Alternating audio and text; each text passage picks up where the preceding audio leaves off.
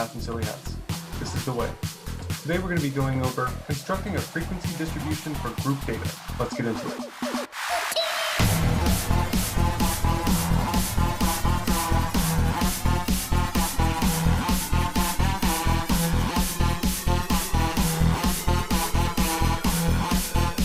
Here we are in ALEKS, and we're given a data set. So we have a data set here, and we're asked to group the data set into these different ranges. It's a subset of the total range of the data set. You'll notice all these values are between 1 and 20. Basically, we broke it into 4 pieces, and we want to know the frequency with which that happens. The frequency would just be here. How many occurrences of a single term happen within the range of 1 to 5? Let's do this a couple of ways. First, I'm going to do this with whiteboard.fi. So let's go over there. I'm here in whiteboard.fi, and I've just copied my data set exactly as it was in the order it was. However, like I recommend doing with most data sets, I'm going to reorder this in ascending order from least to greatest. Now you'll notice that 5 occurs several times in this data set. I need to make sure I maintain each of these incidences of 5.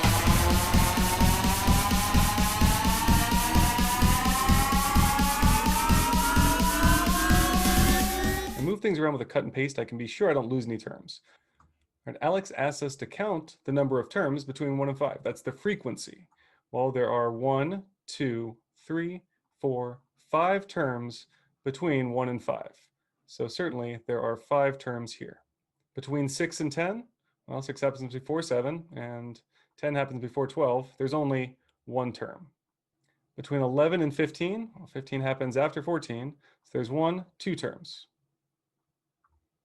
And between 16 and 20, there are obviously 2 terms there.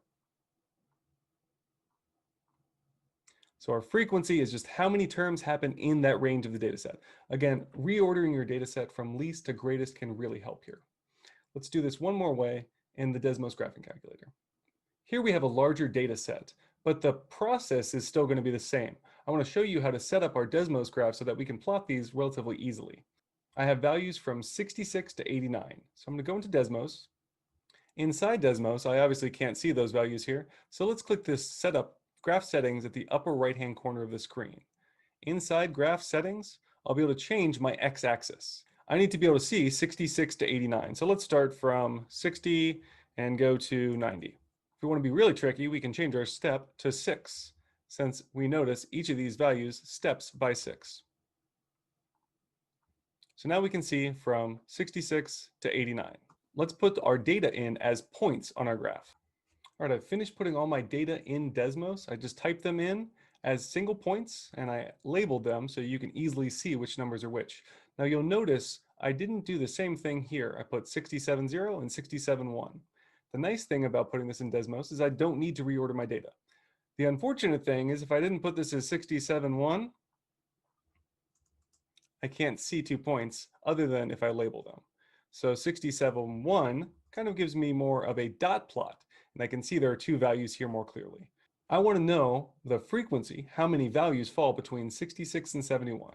So I simply put x equals 66, x equals 71, and I count the number of values that fall on or between those lines. There's 1, 2, 3, 4. My frequency from 66 to 71 would be 4. And then I want to know from 72 to 77. So I'll do the same thing. I'll check from 72 to 77.